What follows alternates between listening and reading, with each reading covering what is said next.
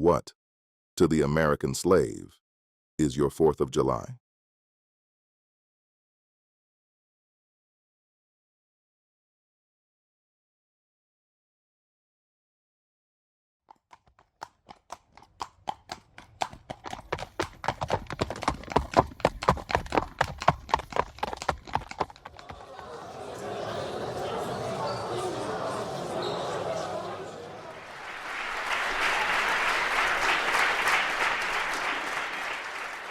Mr. President, friends, and fellow citizens, this, for the purpose of this celebration, is the 4th of July. It is the birthday of your national independence and of your political freedom. This to you is what the Passover was to the emancipated people of God. Feeling themselves harshly and unjustly treated, your fathers, like men of honesty and men of spirit, earnestly sought redress. With brave men, there is always a remedy for oppression. Just here, the idea of a total separation of the colonies from the crown was born. It was a startling idea, much more so than we, at this distance, regard. On the 2nd of July, 1776, the old Continental Congress, to the dismay of the lovers of ease and the worshippers of property, clothed that dreadful idea with all the authority of national sanction. Citizens, your fathers made good that resolution. They succeeded, and today you reap the fruits of their success. The 4th of July is the first great fact in your nation's history. I am not wanting in respect for the fathers of this republic. The signers of the Declaration of Independence were brave men. They were great men, too, great enough to give fame to a great age. They were peacemen, but they preferred revolution to peaceful submission to bondage. They were quiet men, but they did not shrink from agitating against oppression. They believed in order, but not in the order of tyranny. Fellow citizens, pardon me. Allow me to ask, why am I called upon to speak here today?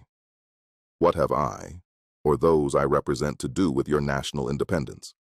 Are the great principles of political freedom and of natural justice embodied in that Declaration of Independence extended to us? Would to God, both for your sakes and ours, that an affirmative answer could be truthfully returned to these questions. Then would my task be light, and my burden easy and delightful. But such is not the case. I say it with a sad sense of the disparity between us. I am not included within the pale of this glorious anniversary. Your independence only reveals the immeasurable distance between us. The blessings in which you, this day, rejoice are not enjoyed in common. The rich inheritance of justice, liberty, prosperity, and independence bequeathed by your fathers is shared by you, not by me. The sunlight that brought life and healing to you has brought stripes and death to me. This 4th of July is yours, not mine. You may rejoice. I must mourn. What, to the American slave, is your 4th of July? I answer, a day that reveals to him, more than all other days in the year, the gross injustice and cruelty to which he is the constant victim. To him, your celebration is a sham, your boasted liberty an unholy license, your national greatness, swelling vanity. Your sounds of rejoicing are empty and heartless, your denunciations of tyrants, brass-fronted impudence, your shouts of liberty and equality, hollow mockery, your prayers and hymns, your sermons and thanksgivings, with all your religious parade and solemnity, are, to him, mere bombast, fraud, deception, impiety, and hypocrisy, a thin veil to cover up crimes that would disgrace a nation of savages. There is not a nation on the earth guilty of practices more shocking and bloody than are the people of these United States at this very hour. Take the American slave trade, which, we are told by the papers, is especially prosperous just now.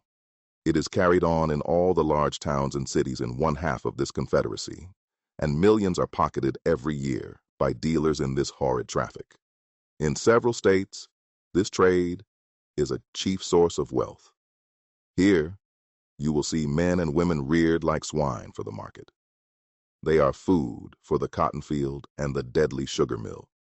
Mark the sad procession as it moves wearily along, and the inhuman wretch who drives them. Hear his savage yells and his blood-chilling oaths as he hurries on his frighted captives.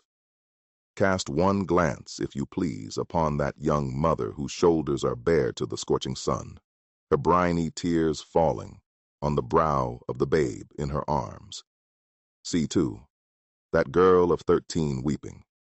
Yes, weeping as she thinks of the mother from whom she has been torn. Follow this drove to New Orleans. Attend the auction. See men examined like horses. See the forms of women rudely and brutally exposed to the shocking gaze of the American slave buyers. The fact that the church of our country, with fractional exceptions, does not esteem the fugitive slave law as a declaration of war against religious liberty implies that the church regards religion simply as a form of worship, an empty ceremony, and not a vital principle requiring benevolence, justice, love, and goodwill towards men. But the church of this country is not only indifferent to the wrongs of the slave, it actually takes sides with the oppressors. They have taught that man may, properly, be a slave, that the relation of the master and slave is ordained by God. It is a religion for oppressors, tyrants, man-stealers, and thugs. Your hands are full of blood. There are exceptions, and I thank God that there are.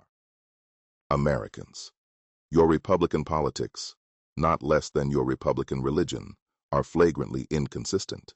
You boast your love of liberty, your superior civilization, and your pure Christianity.